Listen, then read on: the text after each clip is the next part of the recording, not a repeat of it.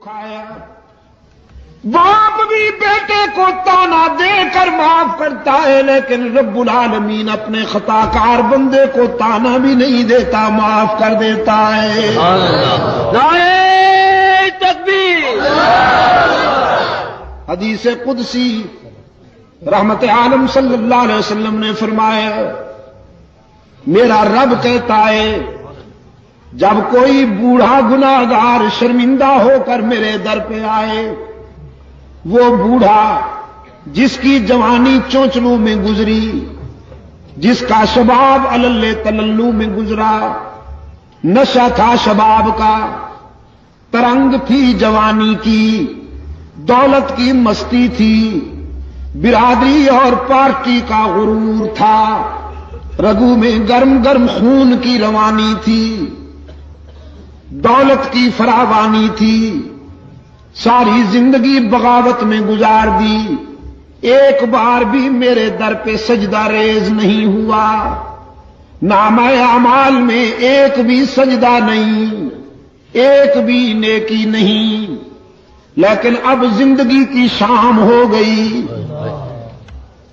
آنکھوں سے بینائی چلی گئی، کان سماعت سے معروم ہونے لگے، زبان میں لکنت آ گئی، دانت گر گئے، سر کانپنے لگا، بالوں میں سفیدی اتر آئی،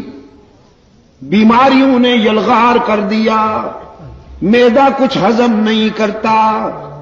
کمر جھک گئی، پاؤں کانپنے لگے، ہاتھ لرزنے لگے، اولاد نے بھی نگاہیں پھیر لی،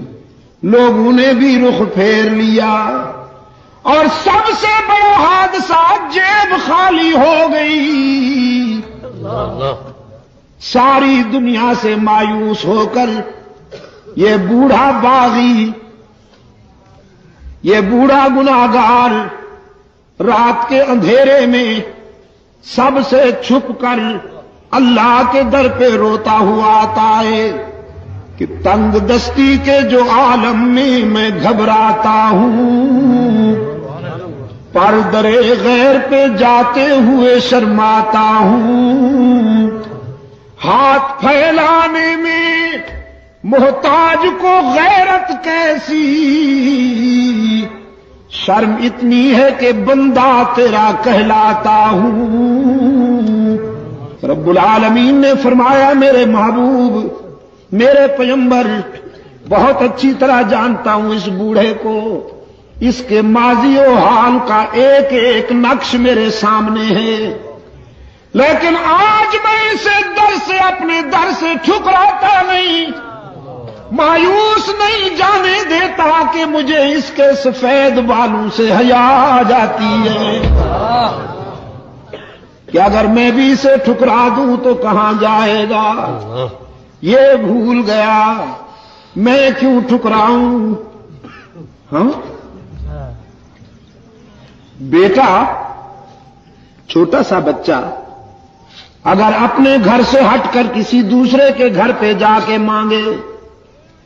پڑوس کے دروازے پہ کھڑے ہو کر مانگنے لگے،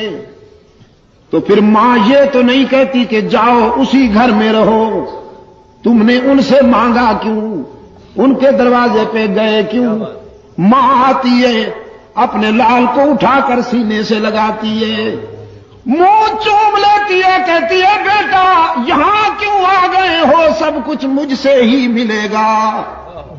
رب العالمین تو والدین سے بھی زیادہ شفقت کرنے والے ہیں،